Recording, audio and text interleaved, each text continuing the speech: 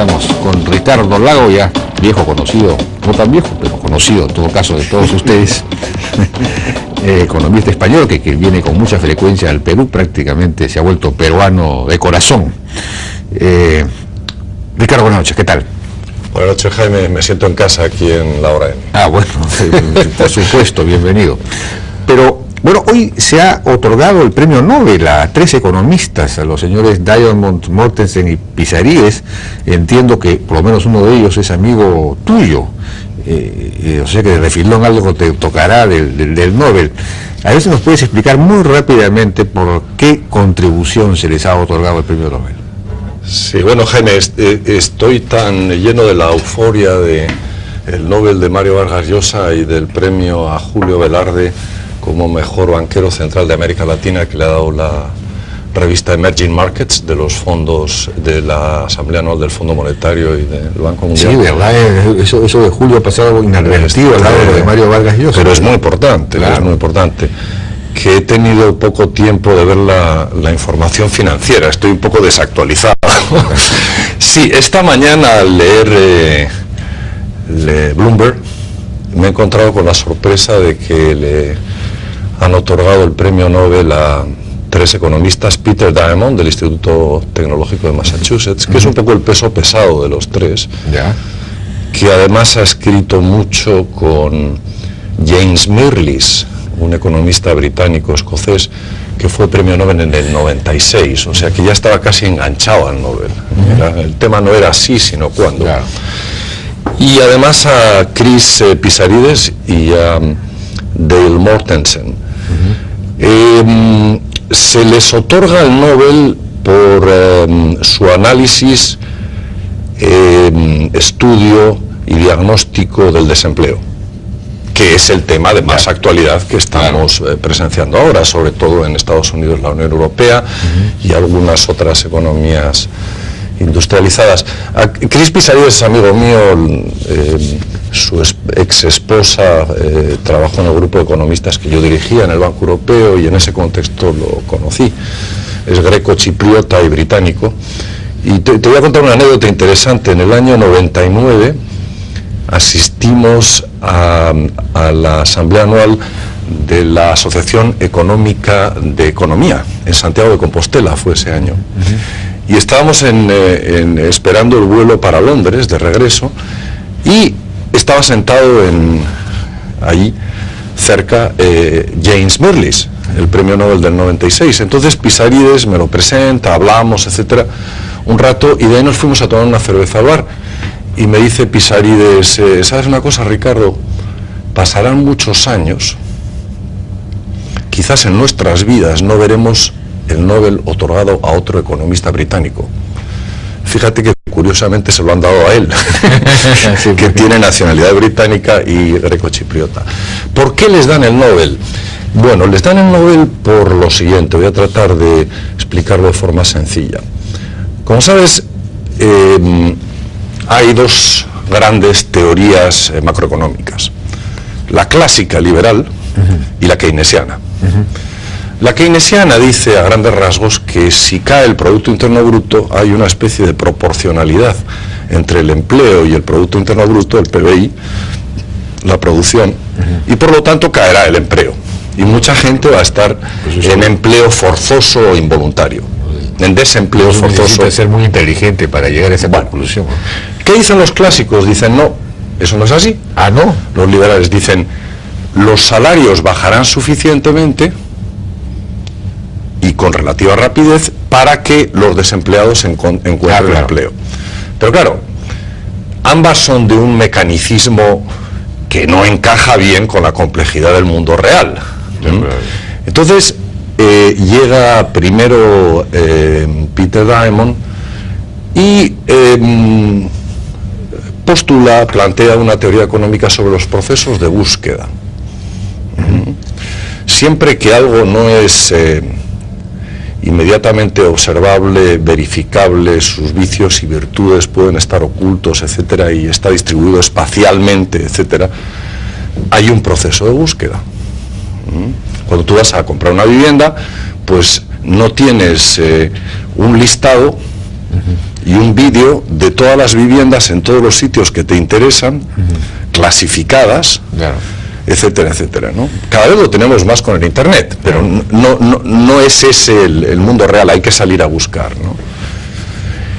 Entonces plantea estos modelos de búsqueda, y lo que hacen Pisarides y Mortensen es aplicarlo al mercado de trabajo.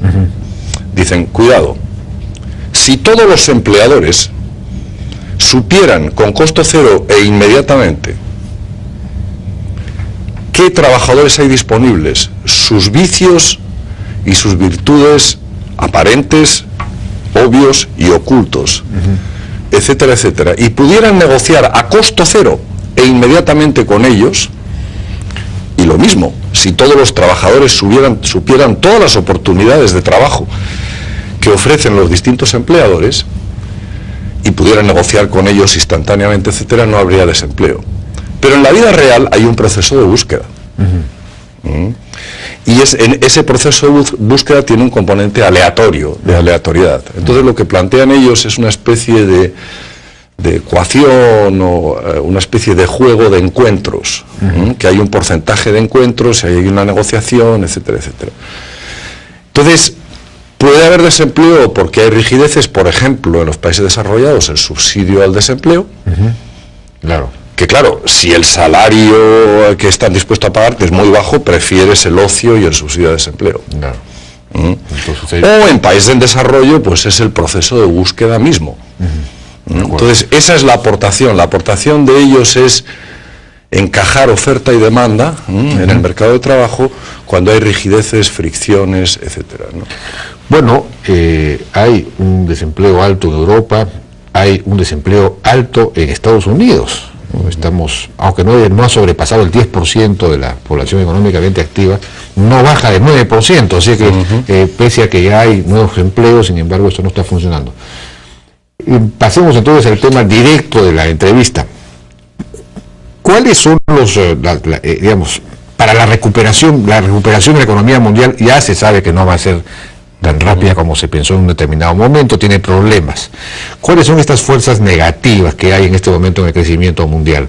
Por ejemplo, la deuda pública, una emisión creciente, digamos, las fuentes de incertidumbre o los obstáculos, los problemas que hay.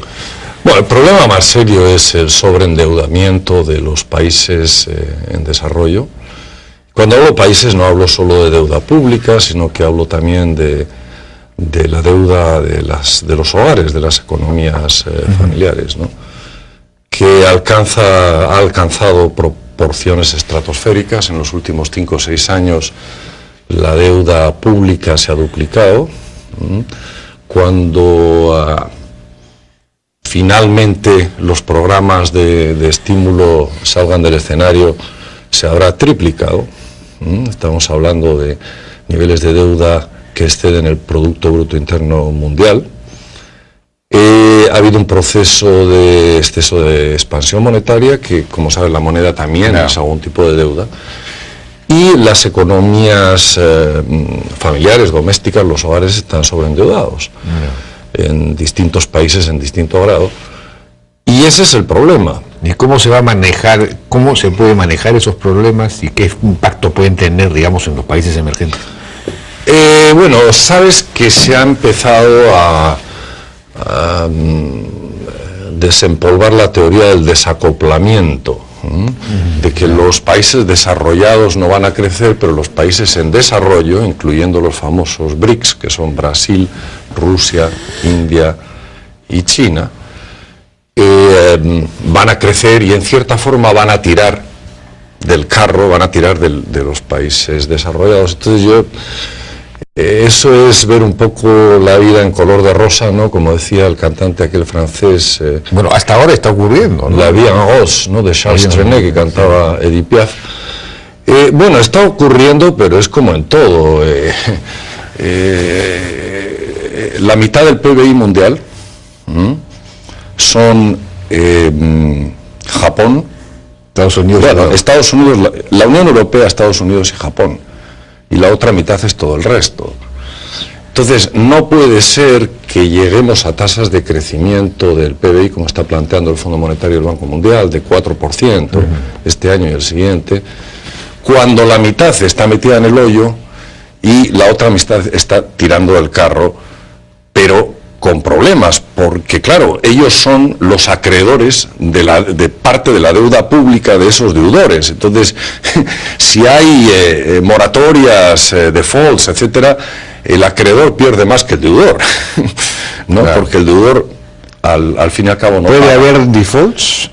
Sin duda, ¿no? Sin duda. En Grecia, bueno, los bonos griegos tienen una prima de riesgo que es como 4 veces la de Perú, ¿no? Pero han hecho un ajuste. Los portugueses tienen como el doble, la de Perú está más baja que la de España y la de Italia. No, de acuerdo, pero han hecho un ajuste fiscal e incluso estructural en Grecia, en España, en varios países.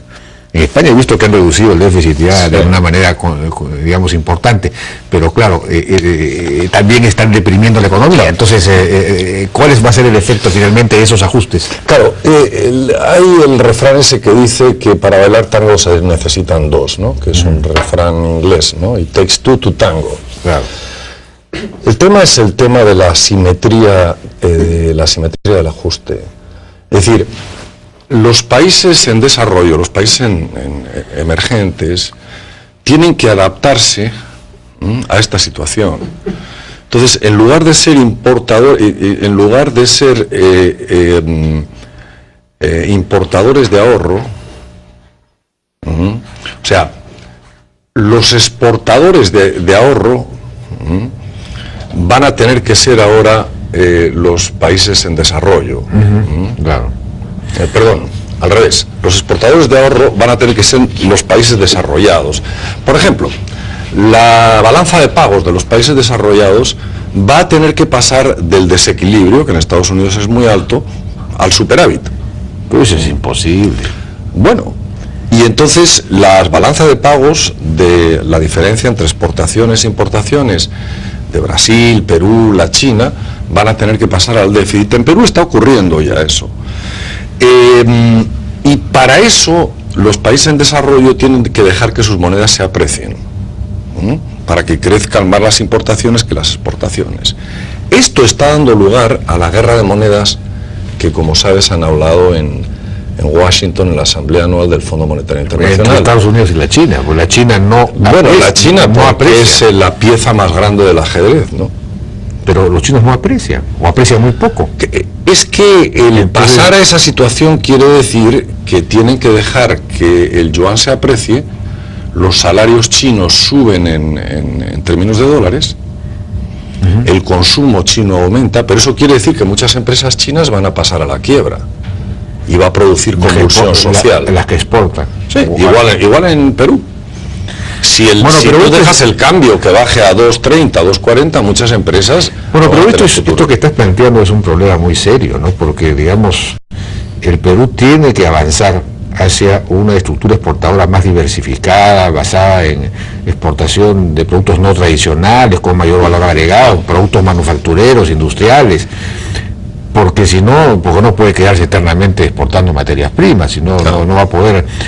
Y lo que tú estás planteando es la imposibilidad de esa vía de desarrollo.